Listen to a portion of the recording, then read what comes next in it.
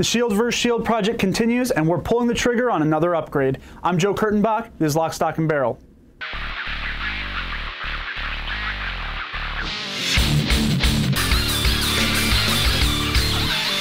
When Smith & Wesson's M&P Shield first came out, the gun's trigger was really praised as an upgrade within the M&P line. Now, it was similar to other M&P triggers in that it had that articulated safety, and the standard pull weight came in at around 6.5 to 7 pounds, so a very standard duty-style trigger. But the gun was an improvement in terms of reset. Unlike the previous M&Ps, it had a very clear tactile and audible reset, so it was very easy to make those faster follow-on shots. Overall, the trigger was also a bit crisper compared to the somewhat mushy old-style M&P triggers. Now, on my standard model Shield, when I first tested it back in 2012, I recorded a 10-pull trigger pull average of 7 pounds 2 ounces. Testing it for this project, I found the trigger pull had dropped to 6 pounds 7 ounces on average.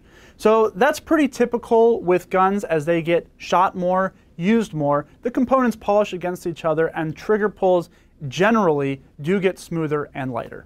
Now, the trigger in the Performance Center model is of the same design.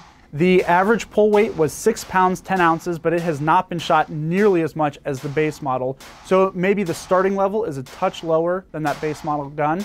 As well, the trigger overall feels just a little bit crisper, and it has gotten some extra attention in the Performance Center because the reset is actually about maybe 1/8 of an inch shorter than on the standard model, so it is an even better reset and definitely an improvement over those earlier M&P triggers.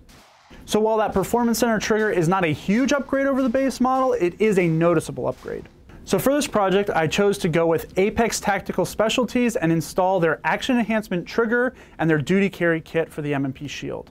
Now, this kit includes a Action Enhancement trigger. For this, there's a lot of colors available. We chose purple because it really stands out and it's the newest color available from Apex. As well, it has a trigger return spring, a handy slave pin that really made installation a bit easier. It also has a fully machined sear and sear spring, and it includes the ultimate striker block, a spring for the striker block, and a rear sight tool, which again aids that installation. So overall, this is a pretty comprehensive kit and a comprehensive upgrade. You're going to be working on the trigger assembly, the sear housing block, and the slide. There may even be some light filing required on the frame if it's a tight fit with the new trigger shoe. A great aid in this effort comes from Apex Tactical themselves. They have some great installation videos, and of course, as always, if you have any questions or concerns about making these upgrades, just consult and even employ a local competent gunsmith. So with all these components, what do you actually get out of this upgrade? For one, you get a very crisp, clean trigger. It has virtually no pre-travel or over-travel. The reset is very clean, and the pull weight, the average, came down to 5 pounds 7 ounces. So we took almost 1.25 pounds off of that trigger pull. You also get personalization. As I mentioned, there are several options in terms of colors and patterns for the trigger shoe, so you can kind of make the gun your own.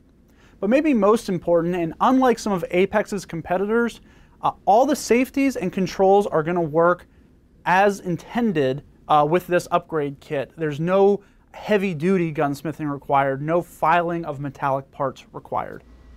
Now, the whole kit costs about $160, so it's not an inexpensive upgrade, but the performance is definitely increased. It is a big improvement over the original trigger, and it definitely also edges out that Performance Center model trigger. So overall, a great enhancement if you're looking to improve the trigger pull on your M&P Shield. So to check out the trigger kit, go to apextactical.com, and to see more of our Shield vs. Shield project, stay tuned at AmericanRifleman.org.